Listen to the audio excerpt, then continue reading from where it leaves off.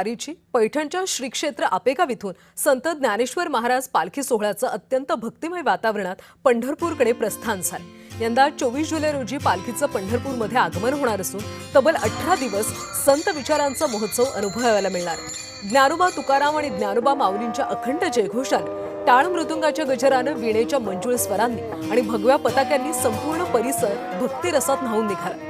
हजारो वारकरी, भाविक आणि ग्रामस्थांच्या उपस्थितीमध्ये पालखीचं विधिवत पूजन करून सोहळ्याला प्रारंभ झाला। पैठणचे आमदार विलास भुमरे यांनी आपेगाव इथल्या श्री संत ज्ञानेश्वर महाराजांच्या पालखीचं दर्शन घेतलं। आमदार भुमरे यांच्याशी यावेळी संवाद साधला आमचे प्रतिनिधी विजय चिडिया।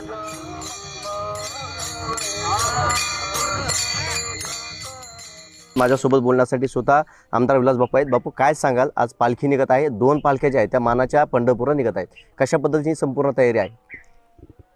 आज या ठिकाणी संत श्रेष्ठ ज्ञानेश्वर महाराज यांचा पालखी सोहळा आज आपेगावहून पंढरपूरच्या दिशेने या ठिकाणी प्रस्थान झालेलं आहे आणि सूर्यास्ताची वेळेस म्हणजे 5:30-6 वाजता हा नाथ महाराजांचा देखील पालखी सोहळा त्या ठिकाणी निघत असतो। पण आज या ठिकाणी आपेगावमध्ये आल्यानंतर मी बघितलं, या ठिकाणी आज वारकरी मोठ्या उत्सवामध्ये या सोहळ्यामध्ये सहभागी झाले होते। खरं तर या ठिकाणी आल्यानंतर बघितल्यानंतर या ठिकाणी विठुनामाचा गजर असेल, माऊलीचा गजर असेल, मोठा भक्तिमय वातावरण हे आपेगाव क्षेत्र इथे झालेले आहे आणि या ठिकाणी 5 ते 6 वाजता नाथ मंदिर पालखी वाटात जिथून दिंडी प्रस्थान होती त्या ठिकाणी देखील अनेक भाविक त्या ठिकाणी आलेले असते, दिंडीचं प्रस्थान करण्यासाठी त्या ठिकाणी आलेले असते। आणि यावर्षी मी बघितलं आज, कारण की ज्यावेळेस छत्रपती संभाजीनगर निघालो आपेगावासाठी तर रस्त्याने अनेक वारकरी हे दिंडी सोहळ्यासाठी निघाले होते पायी।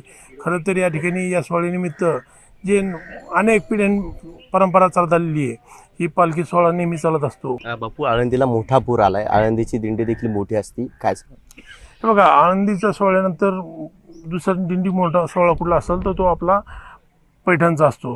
या ठिकाणी महापूर आला, त्या ठिकाणी आळंदीला बरेचसे काल मी मुंबईला होतो, त्या ठिकाणी बघितलं तर महापूर आल्यामुळं त्या ठिकाणी अनेक वारकऱ्याची गैरसोय झाली।